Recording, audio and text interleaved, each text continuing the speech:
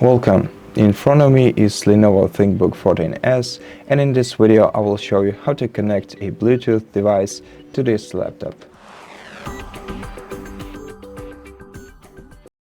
First of all, enable your Bluetooth. To do that, open the Start menu, then go to Settings, then select Bluetooth and Devices, and to enable Bluetooth, switch this toggle to the right.